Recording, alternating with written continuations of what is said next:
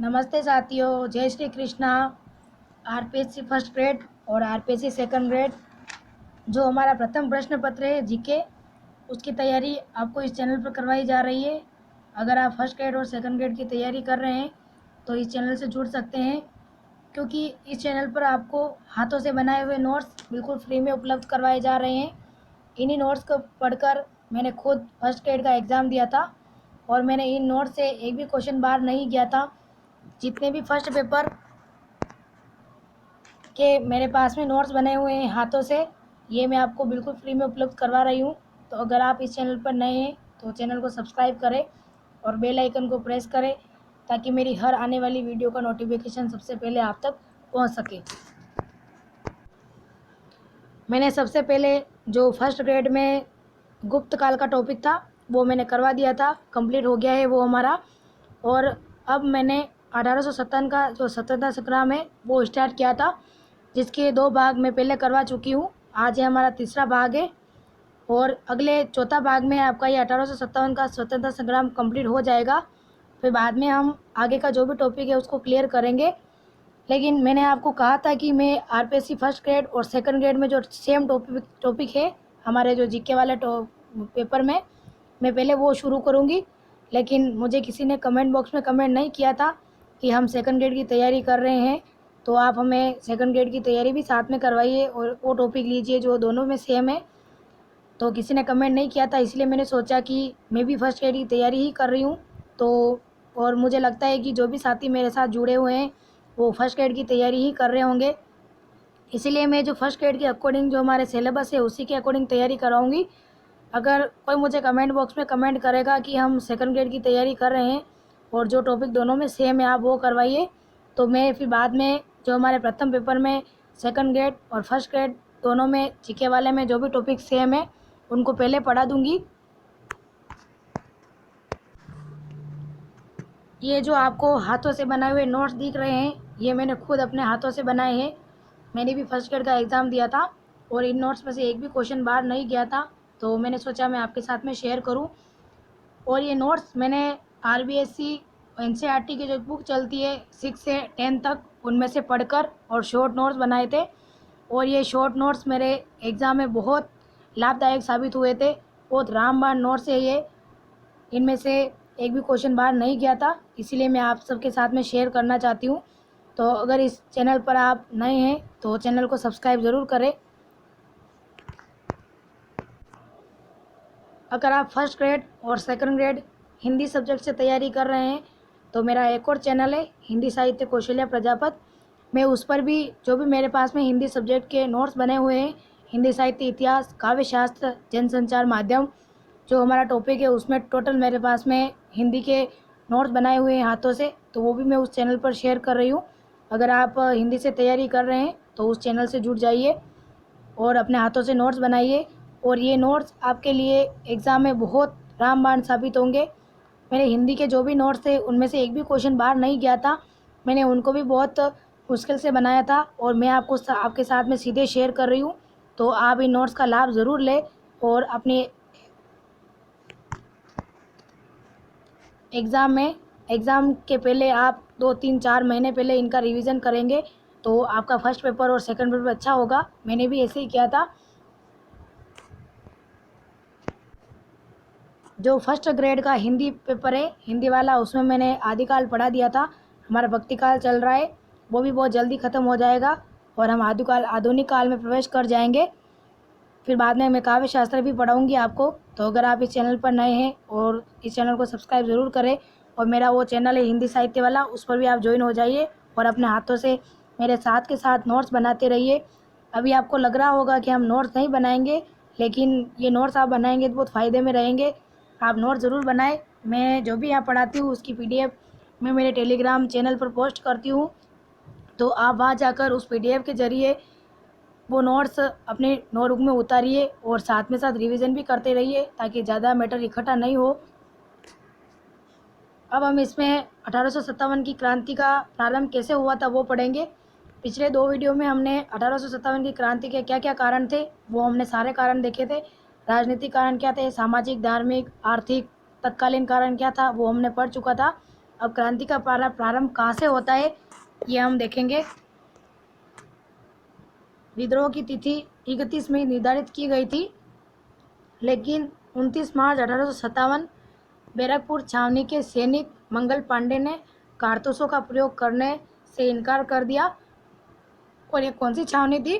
तो 34वीं native regiment थी, native infantry. जो ये 34वीं थी, इन्होंने क्या कर दिया था, 29 मार्च 1857 को विद्रोह कर लिया था। लेकिन जो खुद अंग्रेजी अधिकारी सार्जेंट हुसन व लेफ्टिनेंट बाग को गोली मार दी। किसने? मंगल पांडे ने। 8 अप्रैल 1857 को सैनिक अदालत के निर्णय के बाद मंगल पांडे को फांसी की सज़ा दे दी गई और 34वीं रेजिमेंट जो इन्फेंट्री थी वो भंग हो गई थी।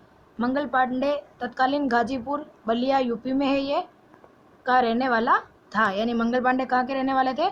तो गाजीपुर है एक, बलिया उत्तर प्रदेश में, वहाँ के रहने वाले थे।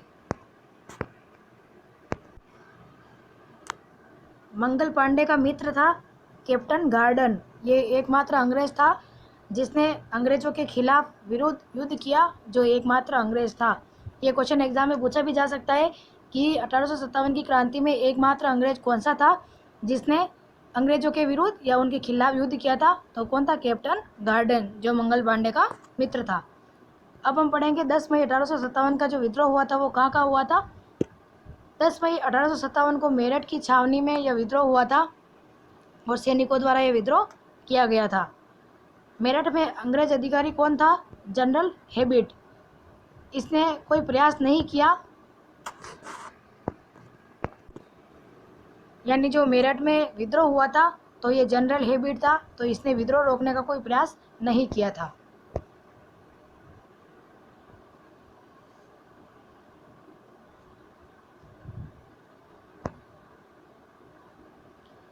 सुरेंद्रनाथ सेन ने कहा, यानी सुरेंद्रनाथ सेन ने क्या कहा कि मेरठ का विद्रोह गर्मी की आंधी की भांति अचानक एवं अल्पकालिक था। यानी जो मेरठ का विद्रोह हुआ था वो क्या हुआ था? अचानक और अल्पकालीन था, यानी कम समय के लिए ही था। 11 मई को विद्रोही दिल्ली पहुंचते हैं। 12 मई को दिल्ली पर अधिकार कर लिया इन्होंने। बहादुर शाह द्वितीय को अपना नेता व पुनः भारत का सम्राट घोषित कर दिया। यानी विद्रोही ने बहादुर शाह द्वितीय को अपना नेता तो घोषित किया था, लेकिन वास्तविक नेता कौन था? बख्त खान या खान बहादुर खां था। लॉर्ड कैनिंग विद्रोह को दबाने की कोशिश करता है। 20 सितंबर 1857 दिल्ली पुनः अंग्रेजों के अधिकार में हो जाती है और जॉन निकलसन है अंग्रेज, इसकी मृत्यु हो जाती है इस विद्रोह में। बम्बई के गवर्नर लॉर्ड एलकिस्टन ने लिखा कि दिल्ली पर पुनः अधिकार के बाद ब्रिटिश सेना के अपराधों का वर्णन नहीं किया जा सकता। इस समय जो नरसंहार हुआ उसकी भयावहता नादिर शाह के आक्रमण से अधिक थी।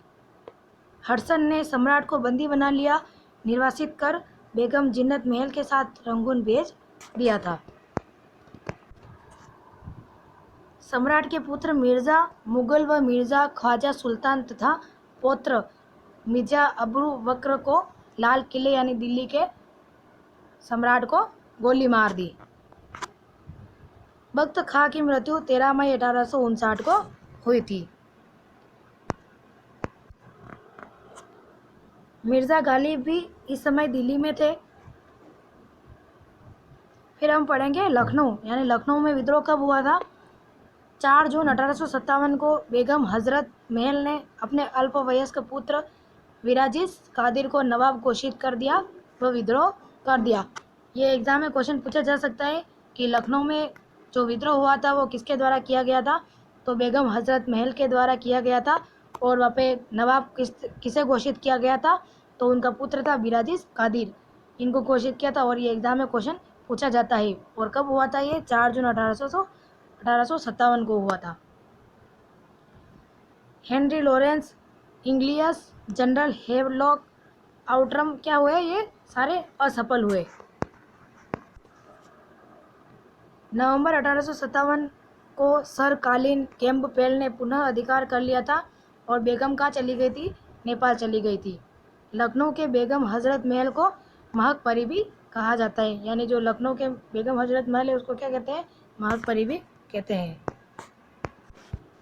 अब हम देखेंगे कानपुर में विद्रोह 5 जून 1857 को हुआ था और किसके द्वारा किया गया था, पेशवा बाजीराव सेकंड के दत्तक पुत्र नाना साहेब दोनतु पंत ने नेतृत्व किया था।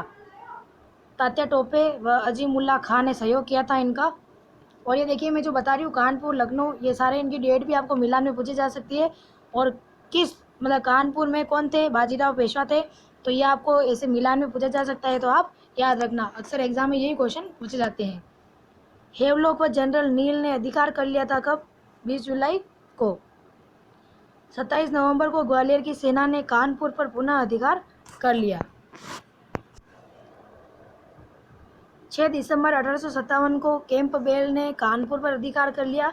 नाना साहब कहाँ चले गए, नेपाल चले गए और तात्या टोपी झांसी चले गए, यानी फिर झांसी में आके उन्होंने जो झांसी में जो रानी लक्ष्मीबाई थी, फिर उनका तात्या टोपे ने सहयोग किया था इस क्रांति में। देखिए मैं आपको ये जो नोट्स पढ़ा रही हूँ, अगर आप फर्स्ट ग्रेड की पहली बार तैयारी कर रहे हैं तो शायद आपको शॉर्ट नोट्स समझ में नहीं आएंगे। इसके लिए आप किसी बुक का सहारा भी ले सकते हैं और फिर बाद में शॉर्ट नोट्स पढ़ सकते हैं, फिर आपको समझ में आ जाएगा। और अगर आप पहले तैयारी कर चुके हैं तो आपको ये नोट्स समझ में आ जाएंगे। और मैं तो ये नोट्स को ही पढ़ूंगी, अभी एग्ज़ाम दूंगी जो, और क्योंकि मैंने जब एग्ज़ाम दिया था तो मुझे पता चल गया था कि वास्तव में इन नोट से एक भी क्वेश्चन बाहर नहीं गया है, तो मैं फालतू की बुक नहीं पढ़ूंगी, क्योंकि उनको किस बुक में पता नहीं क्या क्या अलग अलग टॉपिक दिया होता है, सब कन्फ्यूज़न करते हैं। तो मेरे लिए तो मेरे नोट्स बहुत बेस्ट है, मैं इन्हीं नोट्स को पढ़कर एग्ज़ाम दूंगी, अगली एग्ज़ाम की भी तैयारी इन्हीं से करूँगी। अगर आपको अच्छा लगे तो आप इन नोट्स को पढ़िए, और अगर आपको समझ में नहीं आए तो आप किसी बुक का सहारा भी ले सकते हैं, फिर बाद में आपको समझ में आ जाएंगे। फिर हम देखेंगे झांसी को कब हुआ था, 5 जून 1857 को हुआ था, लेकिन कई 4 जून भी मिलता है, तो वो तो हमारे एग्ज़ाम में क्या आता है उस पर डिपेंड करता है। रानी लक्ष्मीबाई गंगाधर राव की विधवा थी, अपने दत्तक पुत्र दामोदर राव को झांसी न दिए जाने से नाराज़ थी, यानी जो अंग्रेजों ने वो गोद लेने की प्रथा को निषेध माना था, तो इन्होंने इसीलिए ये जो इनका दत्तक पुत्र था ये गोद लिया हुआ था, तो उन्होंने कहा था कि जो दत्तक पुत्र है उनको ये जागीर नहीं मिल सकती, तो इसीलिए उन्होंने विद्रोह किया था। 23 मार्च 1858 को हुईरोज आता है और कालपी में हुईरोज से रानी पराजित हो जाती है। फिर बाद में वो कहाँ चली जाती है, लक्ष्मीबाई ग्वालियर चली जाती है। यहाँ स्मिथ को पीछे हटना पड़ा। 17 जून 1858 को ग्वालियर दुर्ग के दास रानी की मृत्यु हो गई थी और हुईरोज से पुनः सामना हुआ था। तात्या टोपे बच निकले थे। 18 अप्रैल 1859 को तात्या टोपे को भी फांसी हो गई थी। अब देखिए रानी लक्ष्मीबाई के बारे में, ये जनरल हुईरोज है जो अंग्रेज है, इन्होंने एक डेफिनेशन कही थी। क्या कहा था उन्होंने लक्ष्मीबाई के बारे में, कि भारतीय क्रांतिकारियों में यहाँ सोई हुई औरत अकेली मर्द है। और ये डेफिनेशन एग्ज़ाम में पूछी जाती है कि भारतीय क्रांतिकारियों में यहाँ सोई हुई औरत अकेली मर्द ही, ये किसने कहा था और किसके बारे में कहा था, तो जनरल हुईरोज ने कहा था। किसके बारे में, तो रानी लक्ष्मीबाई के बारे में कहा था। झांसी में लक्ष्मीबाई के नेतृत्व में क्रांतिकारियों ने नारा दिया था, क्या दिया था, खल्क खुदा का, मुल्क बादशाह का और हुक्म रानी का। और ये भी डेफिनेशन एग्जाम में पूछी जाती है। तात्या टोपे का वास्तविक नाम क्या था, रामचंद्र पांडुरंग। ये भी एग्जाम में पूछा जाता है कि तात्या टोपे का वास्तविक नाम क्या था, रामचंद्र पांडुरंग था। तो ये था आपका आज की क्लास, और आगे की हम अगली क्लास में पढ़ेंगे, फिर बाद में वीडियो बहुत लंबा हो जाएगा। कल की क्लास में आपका 1857 का जो भी स्वतंत्रता संग्राम है वो पूरा कंप्लीट हो जाएगा, फिर बाद में हम अगला टॉपिक स्टार्ट करेंगे। और देखिए मैं धीरे धीरे आपका पूरा सिलेबस जो है वो कंप्लीट करवा दूंगी। और सुनने में आ रहा है, न्यूज़ में आया हुआ है कि जुलाई में भी शायद फर्स्ट ग्रेड और सेकंड ग्रेड की घोषणा कर दी जाए, तो वैकेंसी आ भी सकती है। तो आप जल्दी से तैयारी में लग जाइए। आप वैकेंसी का इंतज़ार बिल्कुल मत करना कि हम वैकेंसी आएंगे बाद में पढ़ेंगे। और ये शॉर्ट नोट्स आप बनाते जाइए, क्योंकि ये नोट्स बहुत अच्छे हैं। मैं तो इन नोट्स को ही पढ़ूंगी, इनके अलावा किसी बुक को नहीं पढ़ूंगी, और मैं भी आपका टाइम वेस्ट नहीं करना चाहती हूँ। और अगर आप किसी कोचिंग पर कोर्स लेना चाहते हैं तो ये आपकी मर्ज़ी है, मैं तो बिल्कुल फ्री में उपलब्ध करवा रही हूँ। अगर आप लाभ लेना चाहते हैं तो इन नोट्स को पढ़कर नोट्स बनाकर ले सकते हैं। और अगर आपको पसंद आए कि हमें नोट्स पसंद नहीं आ रहे, हम तो कोर्स ही लेंगे, तो फिर आपकी मर्ज़ी। वीडियो को शेयर ज़रूर करें, लाइक ज़रूर करें और ज़्यादा से ज़्यादा साथियों को जोड़ें ताकि सभी साथियों को इन नोट्स का लाभ मिल सके। और आप मुझे कमेंट बॉक्स में ज़रूर बताएं कि आपको ये वीडियो कैसा लगा। मैं इसकी PDF मेरे टेलीग्राम चैनल पर डाल दूँगी और मेरा जो भी वो चैनल है हिंदी साहित्य वाला और टेलीग्राम चैनल का नाम है वो सारे डिस्क्रिप्शन में दे दूँगी, तो आप वहाँ जाके ज्वाइन हो सकते हैं। जय श्री कृष्णा, राधे राधे।